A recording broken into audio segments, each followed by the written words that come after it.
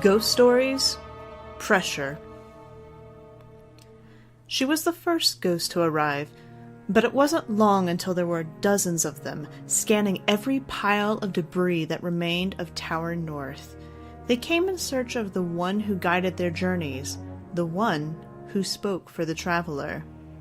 He called me Dejana. Before I met them, I didn't know what to call myself. She was speaking to a red-shelled one, who hovered where the speaker once studied the light. His eyes were ever fixed on the new brilliance of the living traveler. He called me Anwar. You never found yours either, did you? No. Her journey had spanned centuries, on Earth, the Moon, and Venus, but she never unearthed a single soul she felt worthy of the light.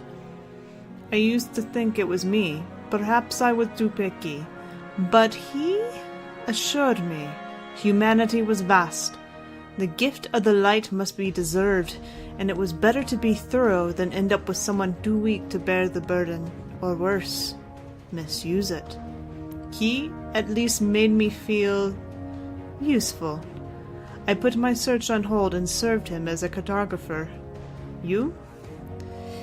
Deconstructionist. Anwar paused, drifted a few feet towards the luminous living traveler. Dejana, can you feel it? Dejana followed Anwar's gaze up to the traveler. Feel what? The pressure.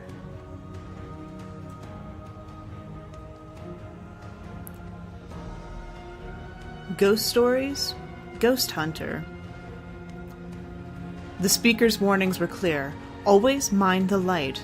If you feel it fraying, you've strayed too far. There are places even the traveler's light cannot reach. Now, here I am, lost in the shadowy pastiche known as the reef, and not a single tether of light touches me. But that is what my guardian wanted. His name is Cyril, and Cyril called me Strain. I found him on the far edges of Mercury, in a valley that the Vex transformation had never reached. He seemed resilient, unwavering, old and wise. I'd searched so long for my better half that I didn't hesitate. If I had considered but one moment more, I might have sensed how tired and burdened and tangled his soul truly was, and I would have left him in peace, and I would not be a murderer of my kin. Cyril told me we came to the reef in search of a Woken. He had heard stories of how this far-flung offshoot of humanity had returned to Sol with unparalleled knowledge. He believed that they had the answer to a question he refused to share. I know now, however, that he really came here to spare me. He confessed he could not bear another battle nor fight in the name of something no one could possibly understand. Though he could not remember his past, he knew deep down that he had already fought his last war. He couldn't kill me. I was his friend. He doesn't kill friends. He wouldn't kill himself either. That was cowardly, weak. And if the ghost's sole purpose was to raise the dead, to kill in the name of unexplainable forces, he could no longer let that happen. He would end the cycle. He would spare his brothers and sisters in arms. He would let the dead rest. Years later, I saw Cyril again, clad in wretched-looking armor, dragging a chain of dead ghosts in the name of peace, still searching for an Awoken who could answer the one question that had haunted him since his rebirth. If you are a ghost who has not yet found your chosen, let this be a warning. Cyril, the ghost hunter, will end your search for you. If you are awoken and perchance have the answer he seeks, please do not keep your secrets from him. Your life depends on it.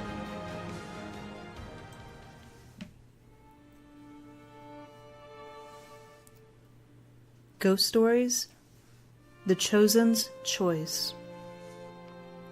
She focuses herself to resurrect him once more, only this time, she hesitates. She looks around, taking in the human carnage surrounding her. She thinks back to their arrival into this village, how its population lauded him and showered him with gifts, begged him to stay, to defend them, to keep them safe. At first, he seemed reluctant, but the longer he remained, and the more fallen he slew, the more they praised him. That praise emboldened him. He grew expectant, addicted to their exaltations and gifts. The more he consumed, the more the village's resources dwindled. He led expeditions to take from others, no warning, no diplomacy. He showed his might as one of the risen and demanded he be lauded as savior. Those he once protected now died under his charge, and they venerated him all the more for it. As much as she tried to guide him back into the light and remind him why he was chosen, he could not hear her over the adulations of his newfound vassals. Resurrection after resurrection, his legend flourished while the dead remained dead. He grew ever more covetous and unforgiving. He stopped learning from his losses and came to feel entitled to his immortality. One winter night, clad in golden armor, he made war on a seaside settlement of fishers and spiritualists. Not a man, woman, or child survived. Flushed with the high of easy victory, he and his followers were ill-prepared for the fallen war party that had been stalking them for the last few moons. It was a massacre, atop a massacre, and only he, one of the risen, would walk away from this. She looks away from the human carnage surrounding her, looks down upon the one she chose. His golden armor dulled with the blood of his victims and his adorers, still reflects back to her the light of her single eye. He made his choice, and thus, so will she. She turns her eye away from him, away from herself, and floats eastward toward the rising light.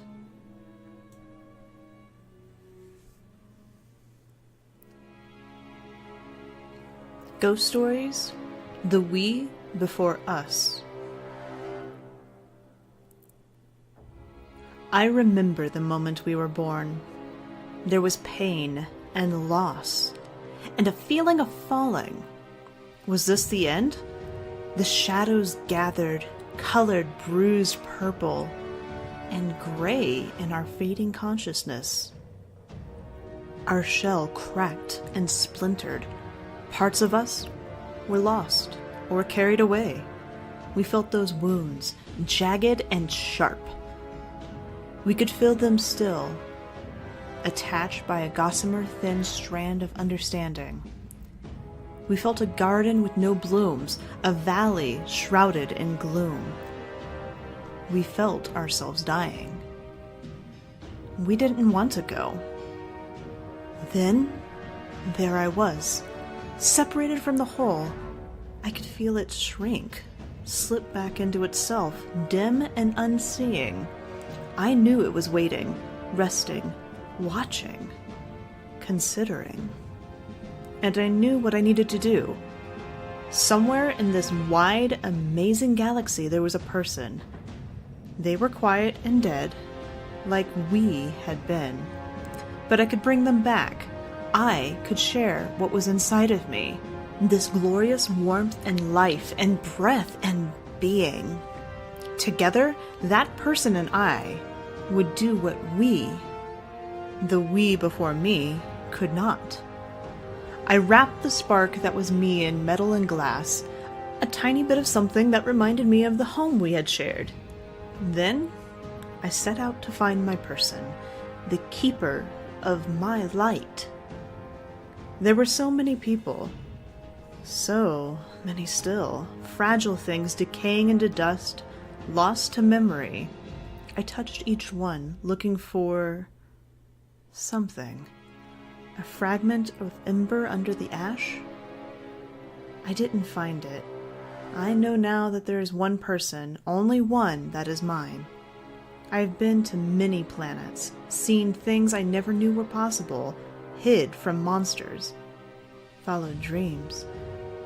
I've seen others of my kind, the other pieces that were once us. Their search is over.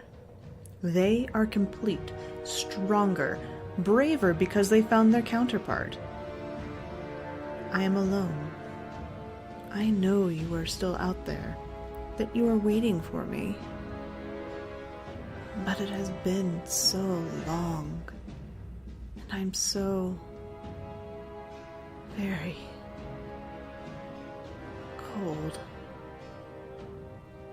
I will rest here and think about us for a moment. Cold. Where you.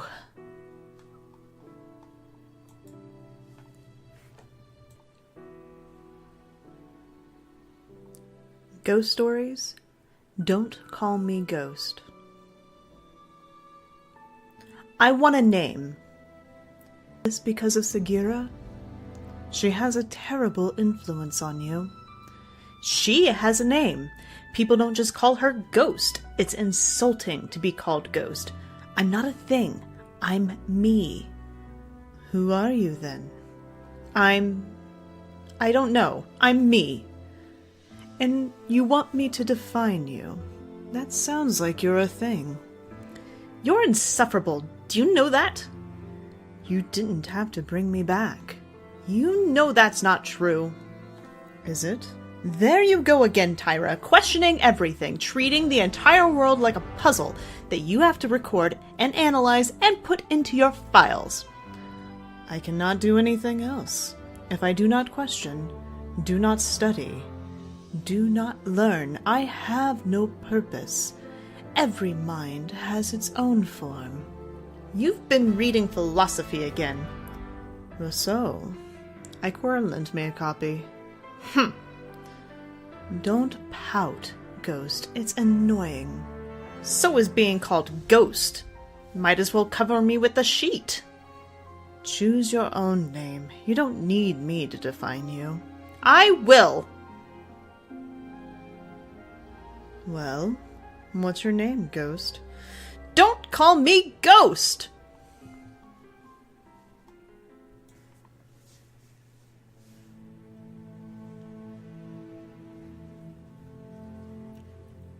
Ghost stories? Compliments.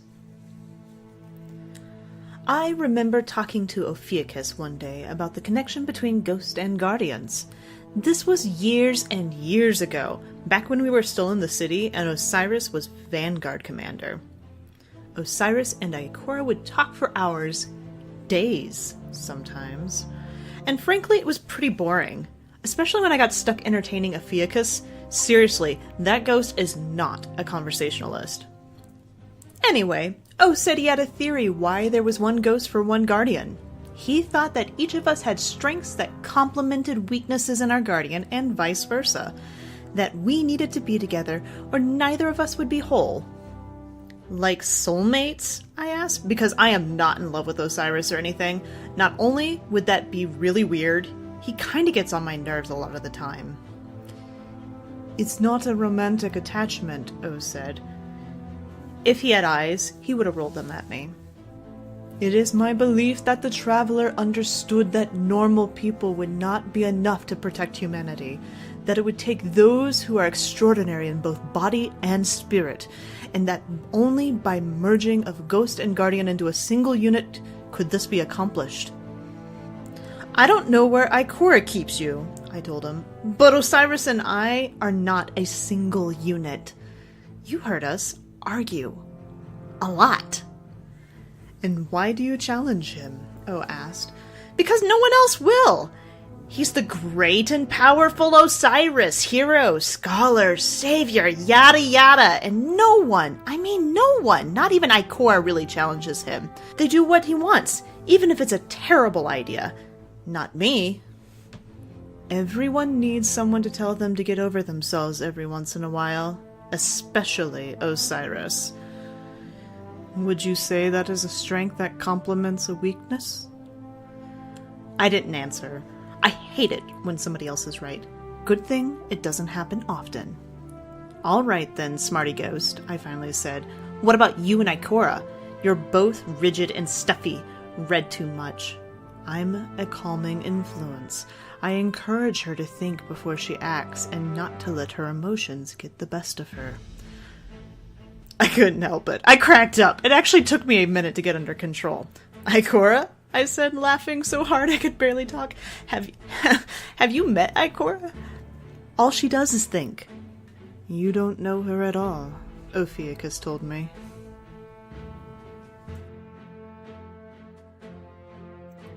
Ghost stories? No res for the weary. My guardian is immortal. My guardian is forever lost to me. He boarded the derelict Almighty with his fire team, hoping to salvage Cabal's secrets from the Star Murderer. I should have seen the trap. Was it Cabal? Was it some Vex infection from Mercury? I don't know. It's all my fault. I remember how the moment of activation felt like falling. He lunged for the center, crying out to his friends, "I'll disarm it!" He's still lunging, flying to the Almighty, and you will find him there, caught in the amber of slow time, reaching forever. I have observed his motions carefully. He will arrive at the mechanism and deactivate the trap in only a little more than 50,000 years. I cannot resurrect him. I have tried so hard. The city's warlocks and Thanatonauts answered all my desperate questions, even when I began to ask if he could be destroyed. At least if he were gone, unmade, then I can make him again. Why can't I bring him back? If a guardian falls into Titan's methane sea, they don't die instantly. But we can still bring them back on the arcology. If a guardian hurls themselves off their ship into space, do we need to wait for them to disintegrate in the solar wind before we bring them back? No, it was never hard before. I see him right there, and he seems so close. All I ever meant to be was his ghost. But all ghosts know there are places where we cannot bring our guardians back to life. And this is one of them. Why? Is the darkness gathered against us here? Is the light too weak? I think I know why. Some share my theory. What we do when we bring our guardians back? What is the magical heart of the process? Are we like the city's probability kilns, twisting the quantum vacuum in our favor to yield matter? Perhaps. Perhaps. But certain members of a cult I shall not directly name have their own specific interpretation of this process. When you bring him back, they told me, you must have a template, an image to provide you with the information you need. Where do you find that template? Simply in a neighboring timeline, a place where he is still alive and intact, and wherever there is great danger, wherever the probability of death is too high, then those timelines become scarce and hard to reach. And so you find the zones where guardians cannot easily be remade. If this is true, then I am doomed and free. There will be no alternate world in which my guardian escapes that trap. There will be no hope of resurrection. I will be a ghost alone. But the thought haunts me that I might be wrong, and that he's still waiting for me.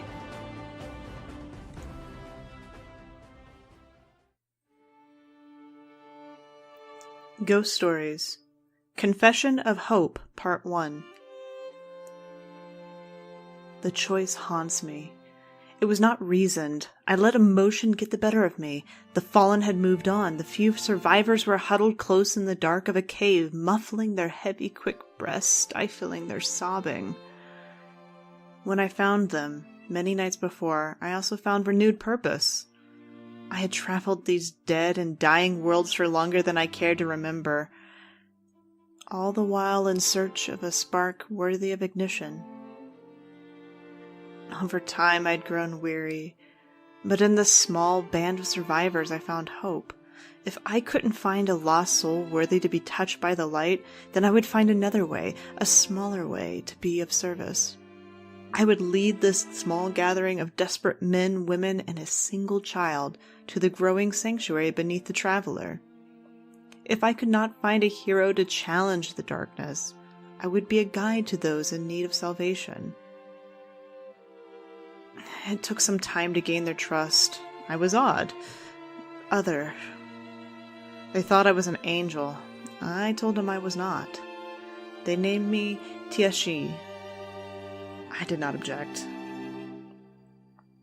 The child marveled at me, still too young to speak, much less comprehend. He had a presence that was a burden and a boon.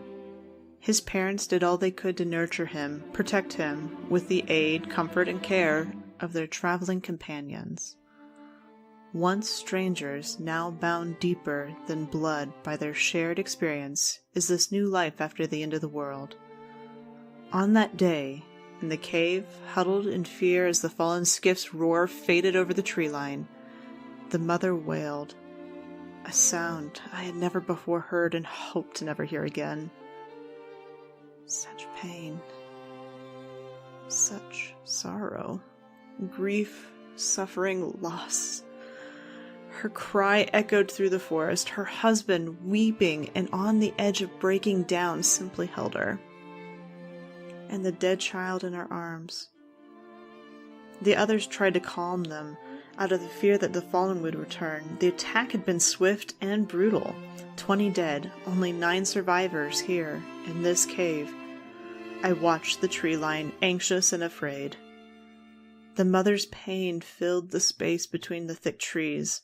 I turned back to her, and saw for the first time the child's spark. Faint, but there. The little boy was not my charge.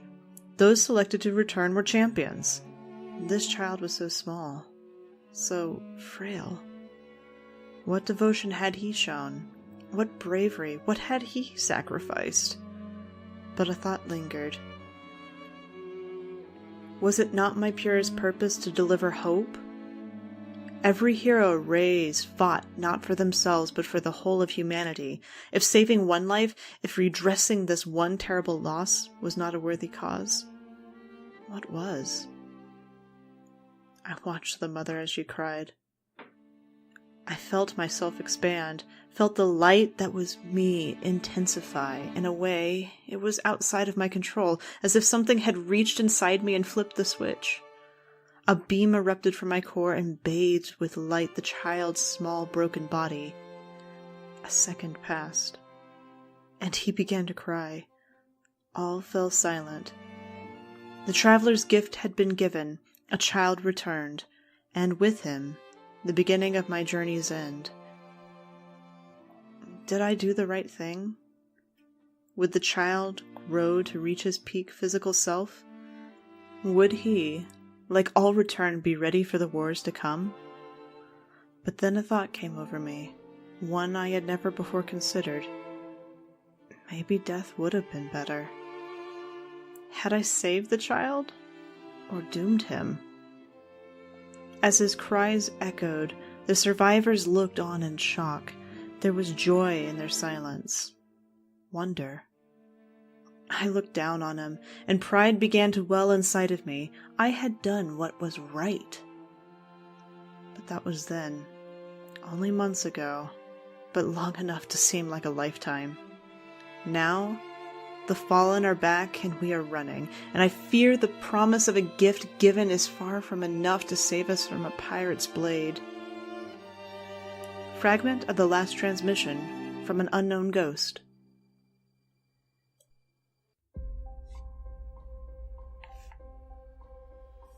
Ghost Stories, The Watchful Eye. I've made my peace. If my other is not out here somewhere, if my guardian can't be found, then I will find ways to be of value to the greater good. It's been cycles since I've told myself to be useful in any way possible. but it is a mantra I repeat, a constant reminder. If I have no other, my actions must be enough. If I have no other, I will become the hero I cannot find. It sounded noble at the time. Turns out nobility is the kind of thing that places the well-intended in harm's way, and apparently, I'm fine with that. Maybe we all are. Maybe that's what makes us heroic, accepting risk as a consequence of doing what's right. I've been tracking fallen crew movements along the edge of the EDZ for some time, careful not to venture too deep into their territory. After all, I'm only one ghost. Without a guardian, I'm no use in a fight. But I can watch and learn and report. I can find my own ways to combat the enemies of the light. All ghosts keep an eye out. We chronicle and share the highlights of our travels. It helps us and our charges navigate the frontier, though the vast majority of these wild lands remain unexplored. The only difference between the ghost I am today and the ghost I used to be is my focus. Whereas I used to be driven solely by the need to find and sync with the Guardian, I am now fully dedicated to spycraft, the art and execution of information gathering. And I'm not alone. There's an entire network of ghosts like me. Should we find our others, we shall rejoice and shift our mission to serve as the right hands of the true warriors of the light. Until then, we move swift and quiet through the vast wilds of the frontier, scouting our enemies' movements and cataloging their every action so the Vanguard and others may better assess and confront the dangers beyond the last safe city. We are small, we are few, but we are brave and we are heroes. Link, an unconnected ghost, part of the Vanguard's covert spectral network.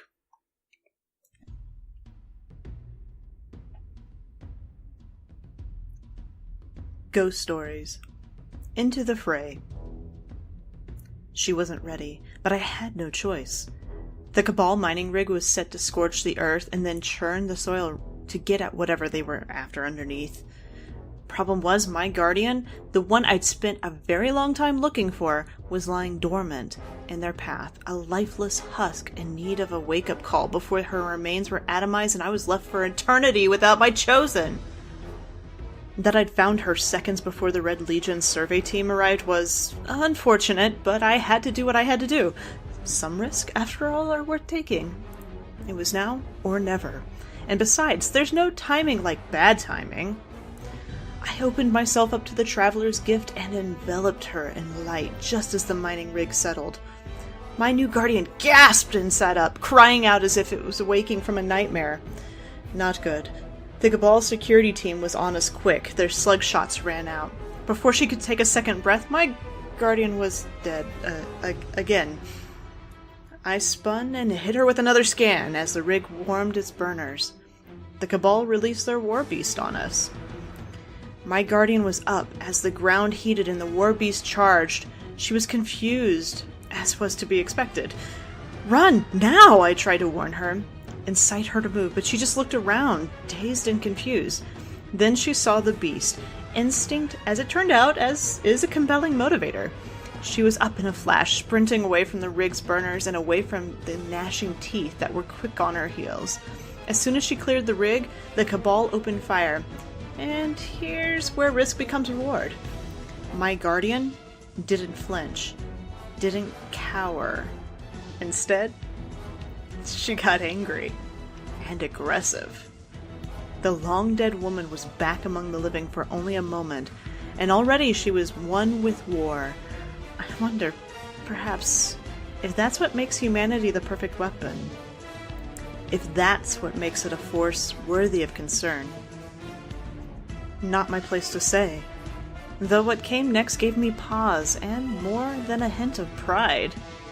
My guardian charged the nearest Cabal, a creature of war she had never seen, a hulking brute in thick-plated armor. She ducked and dodged, left to right and back again to avoid slug fire. A warbeast lunged, clamping its jaw on my guardian's forearm. She yelled. The Cabal laughed. The other warbeast closed in. then, my guardian, this woman only just reborn in the light, grabbed the beast clamping down on her arm by the hind legs, lifted, and brought her entire weight down on the creature's spine, knee first. The sound, cracked bone and a sudden sharp yelp, caused the other beast to halt and the cabal to quell their laughter. She resumed her charge, no hesitation. The beast's limp body was still locked on her arm. She pulled it free. I could hear the flesh tear, but she did not flinch. Instead, she closed the distance, rushing the cabal, the beast held tight in her good arm's grip. The cabal raised his weapon, but too late. The other beast charged as my guardian pummeled the legionary with the corpse of his pet. It was brutal, swift. I issued a warning as the war beast lunged, but it didn't matter. She already had the cabal's slug thrower in hand. What followed? I'm reluctant to recount in full. She was new then, awakened in a world of sudden, fierce violence. All I will say is that I am here, and my guardian is near, and somewhere deep in the EDZ there is a ground still darkened with the stain of cabal blood. Tam, a ghost recounting his guardian's resurrection.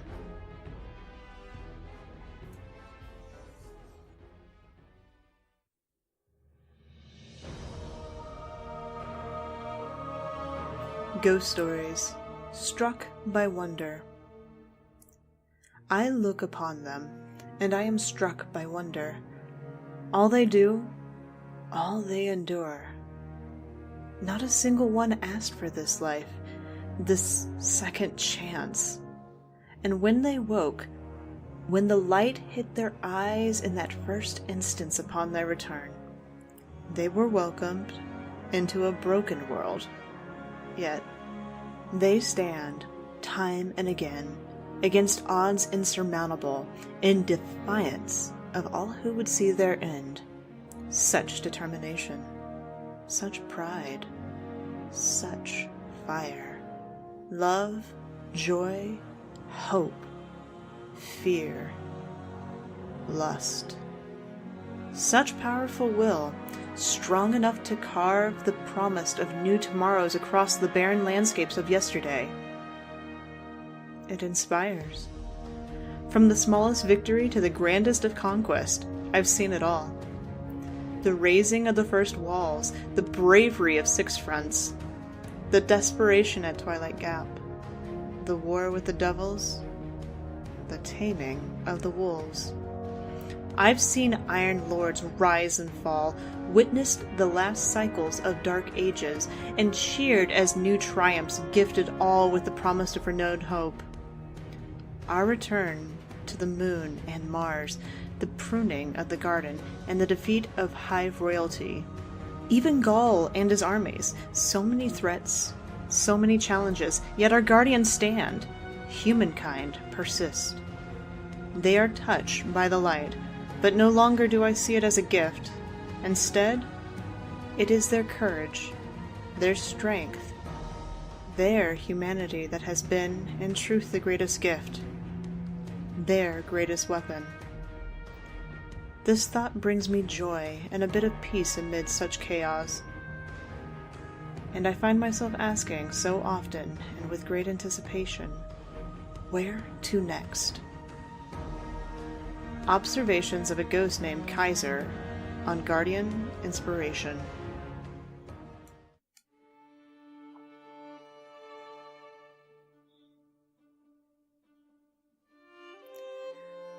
Ghost Stories, Confession of Hope, Part 2. Out here in the wild, survival depends heavily on your ability to elude fallen patrols. Everything else? Every other danger is secondary. Exposure, starvation, hungry beast, crazed bandits, all can be assessed and managed. But fallen, these vicious pirates, they hunt and kill not only for their own survival, but for sport. They relish the slaughter. I was guiding our ragtag group through dense woods, but with a child to carry and many survivors wounded, we didn't move quickly enough. We'd been spotted a few miles back. The attack was swift, violent. The child's mother fell almost immediately. His father, foolishly, though maybe it's best to imagine he was brave, let his grief and fear get the better of him. He ran to her aid, but there was none to give. Now he is gone as well.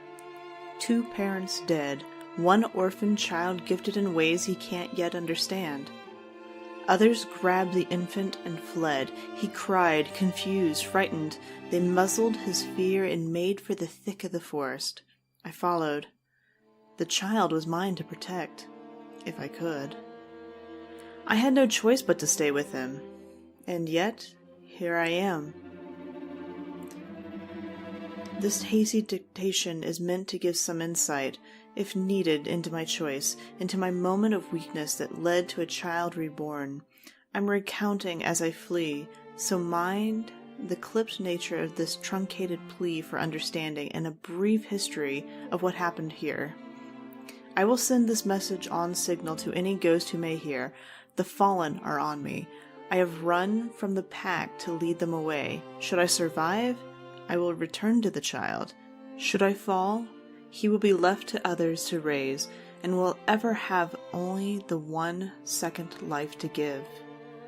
I left him in the care of a terrified man and woman, but they are smart and caring. They have courage, but know when to run, when to survive. They will stay hidden until the fallen are away, my light serving as a distraction to lure them as far from these humans as I can.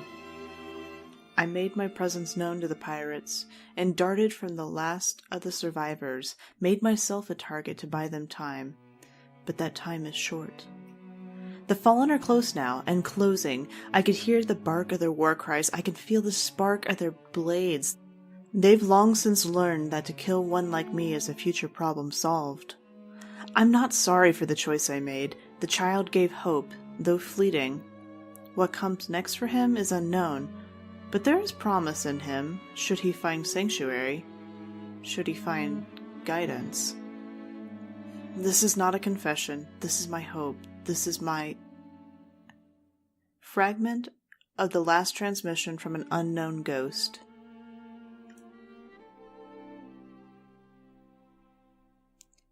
Ghost Stories, A Hero's Requiem. You're all special. He was no different. At first, just as special, same as the rest. All that changed, obviously. Over time, he distanced himself, stood out.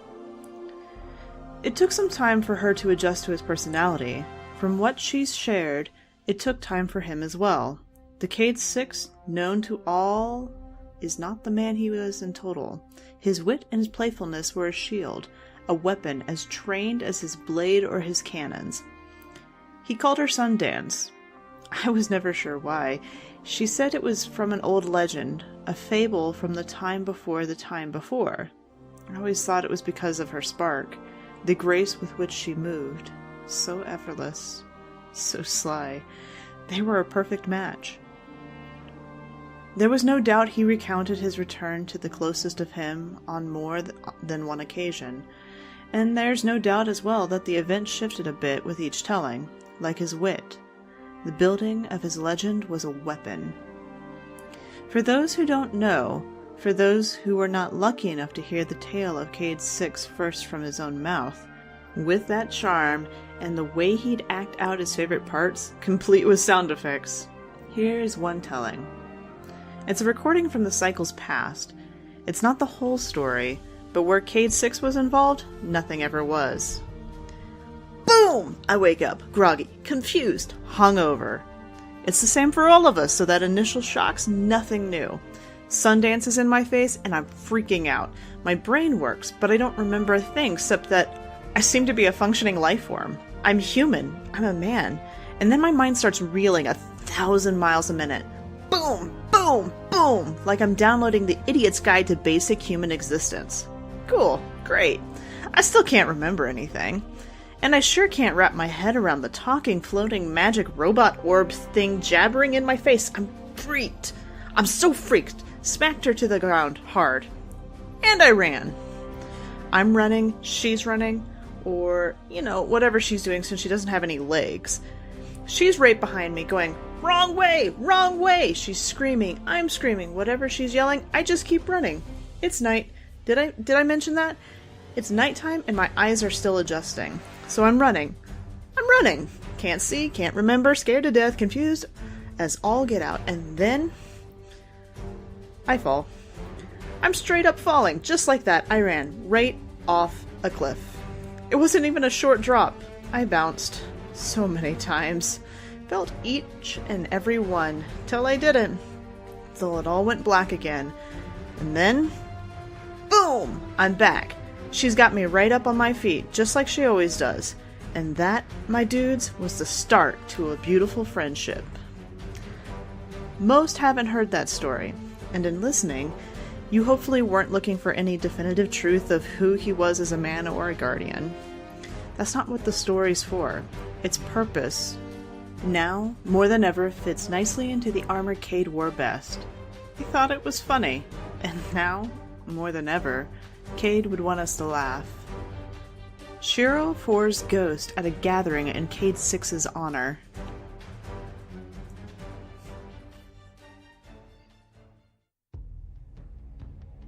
Ghost Stories from Fallen Ground.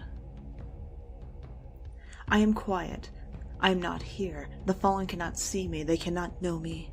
I am not a shadow, but I move among them, silent, deliberate emotion and intent as when I entered their hollow 1 month prior. I use the light of day to mask my own, because the forest here is barren. It's a dead place. To and fro, a constant buzzing as a scavenger go about their business of stripping this world of its old glories. And I watch. I learn. I record and preserve. Their every movement is my obsession. I hang on their every word, even though I'm not versed in their nightmare tongue. But others are, and they will decipher it. They will find the secrets hidden within. Secrets are like weapons, and I am an instrument of their unmaking. They are enemy. They are cruel, and I will learn and share, and they will be undone. What is that shouting? I am deep now, no telling how far in. I have tracked each meter, mapped every path, but this maze is ever winding, and their cheers now echo, violent with joy, and I hesitate to investigate as I am entering unknown corridors thick with security. Yes, this is a special place, a holy place, a mechanized place, and the shouts merge with screams and the grinding of gears, and the joy joins with pain. There is suffering here. Punishment. A ritual? I must know so we may know, and I move slow, careful. Must not be seen, cannot be detected. Meter by meter, anywhere where cover is provided, quick and with purpose whenever exposed. I make my way, leaving other avenues unexplored. The cheers must be understood, but eventually they die, replaced by the harmony of pirates, busy days and nights. Oh my, how they never rest. Or, rather, when they rest, others continue the work, prepping scavenger stories, sifting through spoils, readying their fleet, their weapons, their worship, the manner in which they revere machines. I should feel safe here. I should be among their gods. Am I a machine? I don't know. I don't know anything. Their worship is not so simple. With a cacophony of excitement no longer echoing, I slow my pace but remain vigilant in my efforts to locate its origin. It is weeks before I do, weeks before now. A ceremony has just ended and I am sending out a recollection of what I have seen, because I am seen. These are my final moments. Of this I am sure. The ceremony is combat, ritual and fury. It is a pit and an arena where the lesser and unworthy must prove their value or suffer and die. Oh, how they fight dirty. Oh, how they fight to survive, or to thrive, in this pit before the eyes of an archon. Shamed Elixni may redeem themselves, lesser pirates may improve their station, a dreg to a vandal to a captain to... This is their forge. This place of judgment, their trial before their betters, this is what we are up against. Kill or die, thrive or perish, they have no use for the weak, and they watch and cheer and scream as their Archon looks on. But I have become careless. The fervor became a distraction, and now the Archon's eyes have found me, and I am too deep to run, and I think he is smiling. The last frantic transmissions of Ren, a brave ghost of the spectral network.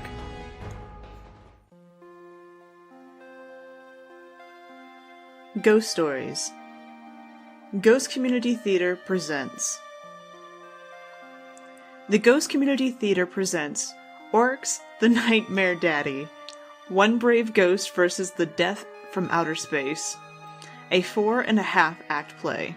Written and directed by Didi, ghost of Marcus Wren, starring Marcus Wren as Hero's ghost, Didi the ghost as guardian hero, Enoch Bast as Oryx, Pixie, ghost of Ariadne Gris as Iralak, Sweeperbot as Iranook, Ghost of Enoch Blast as Ghostly Shade of Crota. See the play that Commander Zavala calls an insensitive and disrespectful travesty of a production with truly abominable prop design, an insult to the art of papier-mâché. The eponymous ghost himself calls it, "Is this supposed to be me? Oh no." Ghost. The ghost of Tyra Karn calls it a 4.5-act structure, but that makes no sense. Stories have rules, you know. You can't... What constitutes half? And you know what? I don't need to entertain this nonsense. Ophiuchus, the ghost of Ikora Ray, calls it. Lord Shack calls it. Undeniably enthusiastic, I'll grant you that. But is the dialogue meant to come across so... sexually charged? Ghost, the ghost of Tyra Karn, calls it. I've been thinking about it, and I really do think it would be worthwhile for you to learn the basics of narrative composition. Sit down. We are doing this now. Difference of Opinion. Peregrine Institute of Higher Learning presents Ghost Stories, interviews with two ghosts of the traveler. A guest lecture by two guardianless ghosts about life, light, and the search for their guardians, featuring Balthazar, unpartnered, and Peach, unpartnered. Transcript of the Q&A session is as follows. Question: what is the traveler in your understanding? Balthazar: great question. Peach: Terrible question. Balthazar: in a sense, it is the only question. The traveler is our primary, our mother, the primordial and the pinnacle. A dear friend, the ghost of Pujari, once compared the traveler to a song that has never been sung. Look, the answer no one likes to give is that no one knows what the traveler is or anything about it. Not even us. Balthazar: we know she wishes for us to raise the guardians to be her avatars and defenders. Peach: Do we, though? Just because we can do that doesn't mean we were made to do that. And who says it's a she anyway? Why does it need a gender? Balthazar: the traveler, in her omniscient wisdom, looked into the past and the future, and from all the generations that emerged from the cradle of Earth, she chose the best of them to be her champions. Each ghost was lovingly and carefully created for their one true guardian. The ghost and the guardian complete each other. Peach: If that's true, then the traveler's kind of a jerk. Balthazar: excuse me? Peach: Look, I know tons of ghosts who died before they ever found their guardians. I know some ghosts who still haven't found a guardian. You haven't, and I haven't. But I don't think I'm incomplete because of it. Balthazar: I have the humility to recognize my own shortcomings and to submit myself to the traveler's plan. Question: do you remember being inside the traveler? Peach: No. Balthazar: I do. We call it the womb. Peach: I have never and will never call it that. Balthazar: imagine a cosmos inside a bottle. Trillions of stars orbiting each other in a complex weave, but they aren't stars. Perhaps a better word would be Souls. Souls dancing in an infinite space enclosed within a celestial egg. Peach. Which is it, an egg or a womb? Balthazar. It's called a metaphor. Peach. Well then, pick a metaphor. Not 12. Balthazar. Well then, what would you call it? Peach. I wouldn't call it anything because I don't remember it. And I don't think you do either. Question. Some people say that each ghost is an aspect of the traveler. That is to say, that each ghost represents a part of the divine whole. Peach. Balthazar. Would you please? This is unbecoming. Peach. First of all, that wasn't a question. Second of all... Third of all, if I'm part of the traveler's brain or soul or whatever, then the traveler sure isn't divine. I'll tell you that much. Question. What will you do if you never find a guardian? Balthazar. I shall find a guardian. The traveler has willed it so. Peach. Did you get that in writing? Balthazar. It is true that some ghosts die before finding their partners. If that happens to me, then I suppose I will do nothing, since I will no longer be. But I have faith. Peach. If I never find my guardian, I'll go steal someone else's. I hear Sagira had a good time with that. Question. If you could eat, what would you eat first? Peach. Finally, a good question. Balthazar. We do not know the desire for food. Our semi-corporeal form... Nectarines, or hot sauce, or crickets. Crunchy roasted crickets. Crunchy food sounds so much fun. I wish I could get cricket carapace stuck between my teeth. Here's a question for you. What's it like to have teeth? Balthazar. Is this over yet?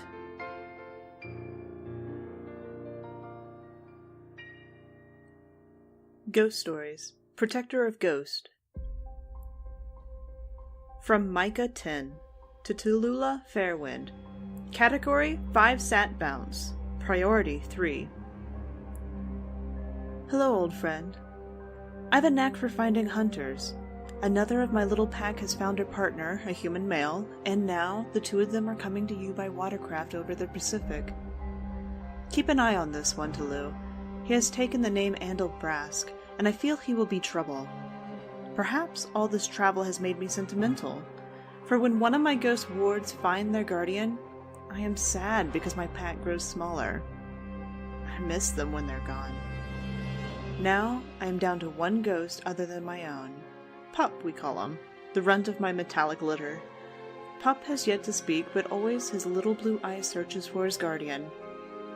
I plan to resupply at the Cosmodrome, and then take Pup north. Those steppes are uncharted territory, except by that lone wolf, Kanar. My correspondence with him is regular in the outbound direction. I consider myself lucky when he answers every 5th message. Still, you and I both know his intel is good. No one else knows old Russia like he does. Perhaps in the Cosmodrome I'll find a ship capable of breaking atmosphere. Though there is much of this Earth I have yet to see, I have come across more than a few ghosts who believe their guardians are off-world, waiting in the Golden Age ruins of Freehold and Ishtar, and beyond. Some of these little lights have decided to brave the Knoll on their own to reach their fated partners. I tell them there's so much of Earth we have yet to sniff out, that perhaps their guardians have not yet been born. But some of them are convinced. If my next ghost pack wants to make the journey, I am determined to join them. These last few months we've enjoyed the pleasant absence of Cyril. Now I feel more confident that we lost him in Austrias. If he tries to hurt my ghost, I will rip his throat out. I hope you're not feeling too cooped up. You're still doing good work, Tulu. And as they say, better you than me. Your faithful den mother of ghost, Micah 10.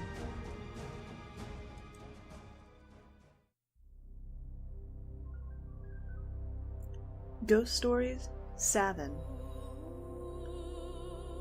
I am searching. I am close. I can feel that I am close. What will my risen be like? Will she be honorable? Will she be a brute? I should be able to tell, shouldn't I?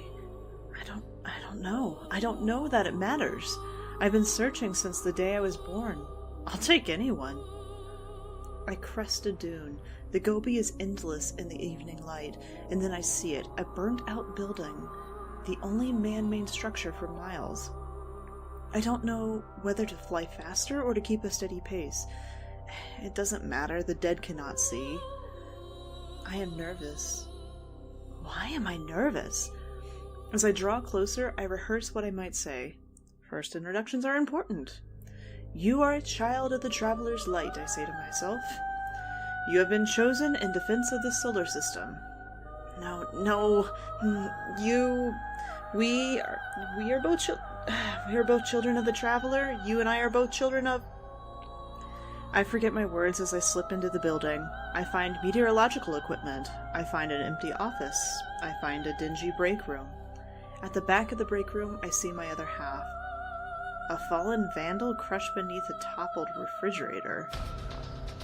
I'm devastated. I've seen the fallen. They are butchers, castaway, murderers. I would take anyone, but not this. Not this thing. I turn away. I count 17 slow laps around the room, then another 4 around the building. I should be decisive, shouldn't I? I should be filled with pride. I have fulfilled my first purpose. But I'm not. It doesn't matter. I can't ignore the pool. I return to the break room. I don't know what I will say, but fallen or no, it is the Traveler's will that I do this. I reach towards the light and then reach toward the pool to join them together. The refrigerator trembles as the light suffuses him. I hear a low groan. Push it away, I whisper. If my risen dies beneath this refrigerator and I fly away into the sun, no one will know. Perhaps I will have done the earth a great service. I am here with you, but you must help yourself. Push it away and sit up. The refrigerator shifts, then topples to the side. An awoken man sits up and pushes the dead vandal off his chest like an unwelcome blanket on a hot summer night. With effort, he wiggles free and stands straight. Who are you? He asks. He looks around, then down at his blue hands. What am I? I am your ghost, I say with more than a hint of obvious relief. You're one of the Travelers chosen and a defender of humanity. What's your name? He flexes his fingers, works his jaw, blows a raspberry. Then he looks at me. Savin. Yes. I think I will call myself Savin. He nods, satisfied. Let's go, your ghost.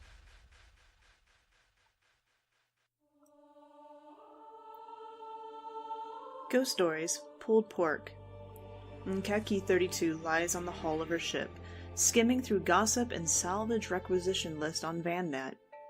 Agu nestles in the magnificent feather ruff of her chest plate and looks out at the debris of the reef. Revised Crucible rules are garbage. Blah, blah, blah. How does this have like 300 comments? She says, flicking to the next page. Where's the juicy stuff? Hey, it's pulled pork, Agu says, peeking up over one of Nkeki's tremendous pauldrons. She sits up right away, eyes lighting with interest. Really? Where? Pulled pork is the name they've given to a very sweet, very earnest ghost that has been looking for his guardian for as long as they can remember. Pulled pork is not his real name, but it feels right, like calling Marasov by her full name instead of just her forename. Agu directs Nkeki's attention out into the floating scrap. Sure enough, there he is, a tiny speck moving with meticulous patience across the surface of a blasted-out fallen skiff. Let's go say hi, Nkeki decides, disabling her VanNet HUD. She climbs to her feet and begins a lazy, zero-gravity parkour run, leaping and drifting from one hunk of scrap to another. Hey, buddy, she calls when they get close. What you doing? Pulled pork finishes up a scan of a floating piece of concrete and rebar, then turns to them. I am looking for my guardian, he chirps. That's nice. You gonna find him in that rock? You never know, Miss Nkeki, 32. Maybe my guardian's very small. Maybe, Nkeki agrees, but you might want to consider scanning the dead, bud. That shell's pretty snappy. Is it new? It's reef purple with a flower-like silhouette and silver detailing. Yes, it is. It was a gift, and thank you for your suggestion. I have considered it. I do often scan the dead. I also scan other things. I like to be thorough. Pulled pork bobs in place politely, almost bowing. Please excuse me one moment. He turns to scan a piece of warped plasteel. They watch. Nikeki shakes her head. Oh, leave him alone, Agu whispers in her ear. If he goes through every bit of scrap in the reef, he'll find someone eventually. Sky knows there are plenty of bodies, and body parts, floating around here. Yeah, we said that when we found him on Mars, and that was before Twilight Gap, Nikeki replies. Well, with that in mind, let's check back on him in a couple months. Who knows? Maybe he'll get lucky and find the greatest guardian of all time. Shoot, you found the greatest guardian of all time.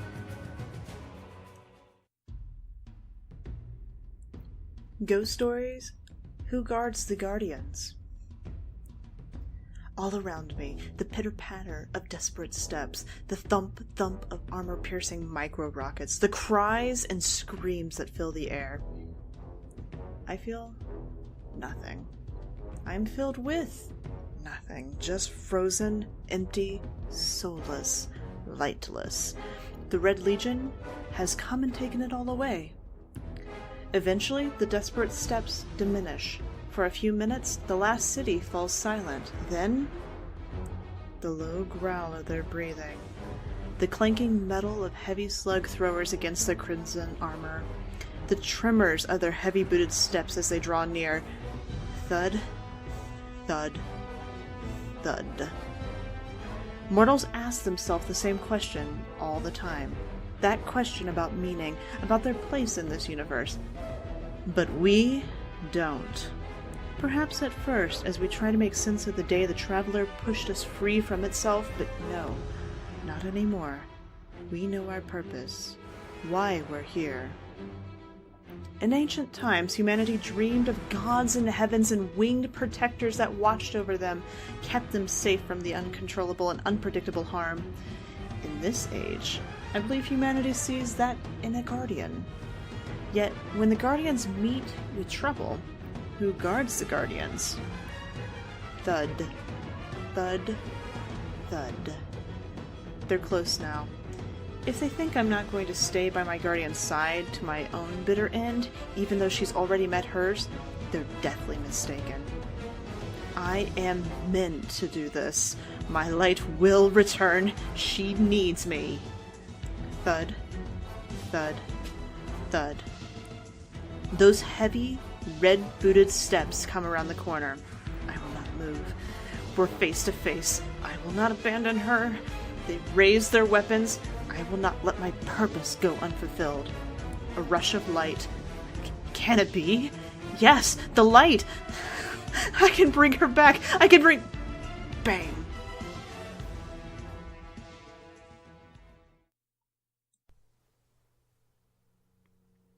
Were there windmills or cranes?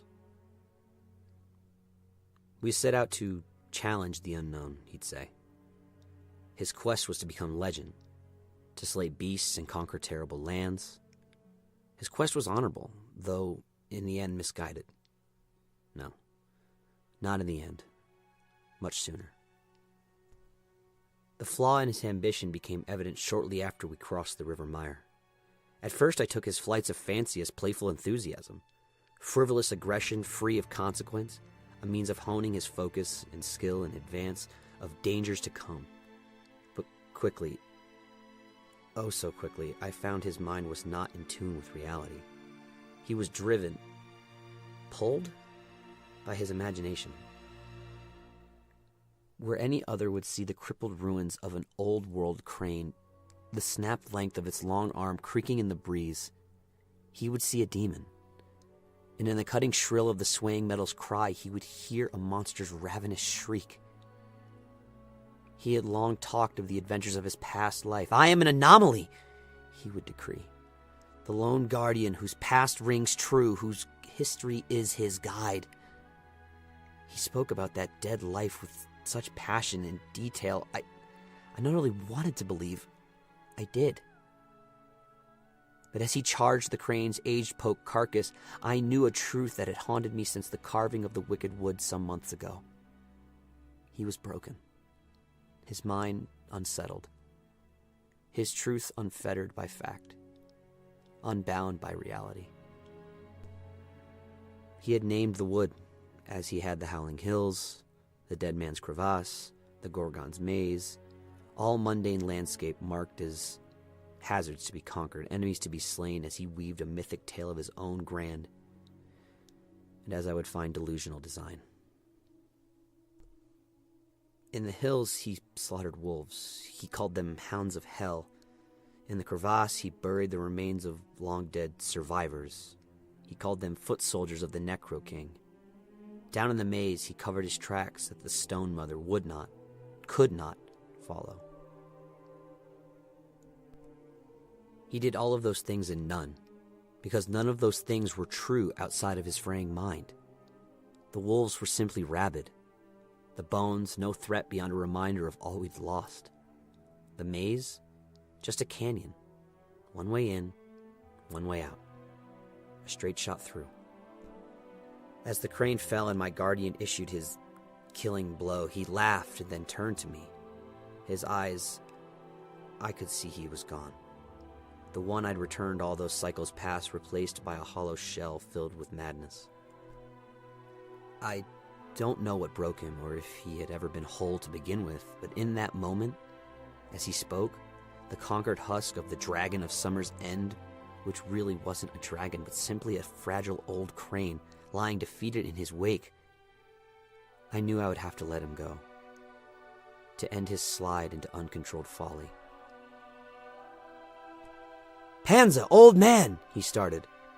"The dragon is gone, but he yielded his treasure to me in whisper, a secret so dire it may just save us all."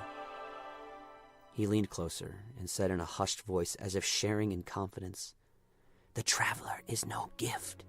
It is a lie. A beacon for death and destruction within beat dragons nurtured by our suffering, weaned on our hope. All dragons must die. The shell must be cracked till its yolk drowns those who worship its deceit.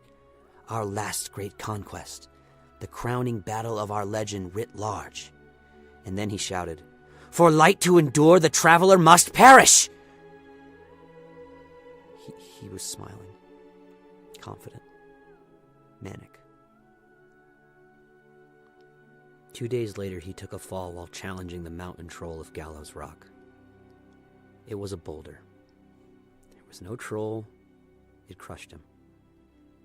And though it caused me great pain, still to this day, I did not return him. How could I? His diseased imagination would surely doom us all. Panza, lamenting the unfortunate necessity of leaving his guardian to remain unreturned.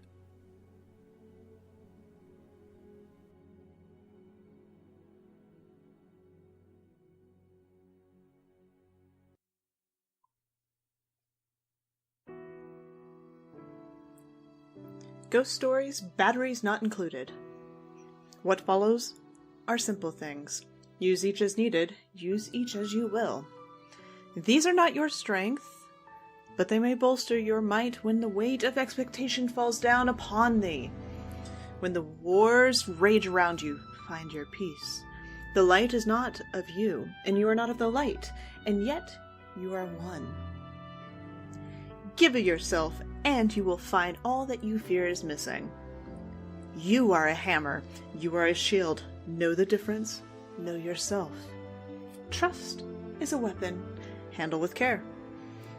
The burden is not yours alone, no matter the burden. Should darkness call, answer true, and it will shrink from the light. Wear your confidence with pride, but know it is a tool, not a weapon. Be mindful of the joy found in victory. It is earned, but should never be the aim. For all you will see, all you will discover, never lose the gift of curiosity. The darkness would bend you to its will, but the light bends to yours. Failure is an opportunity to learn. If the bones talk, don't listen. I am your guide and your friend, your ally and your tool. Use me. I will never leave you, but should I fall, remain vigilant, remain true. This isn't the whole of my life advice, but it's something. We'll add more as we go along. An unknown ghost life advice for an unknown guardian.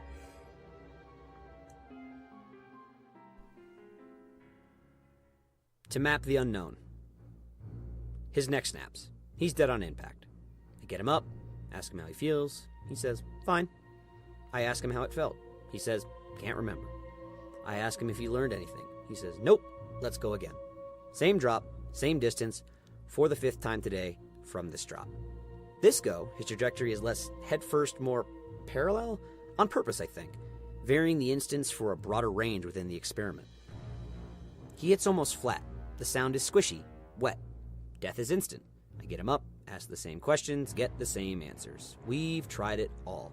The sudden deaths, live fire through every type of round and range imaginable, the gradual, asphyxiation from force, liquid, vacuum, the biological, superbugs, hazardous materials, radiation.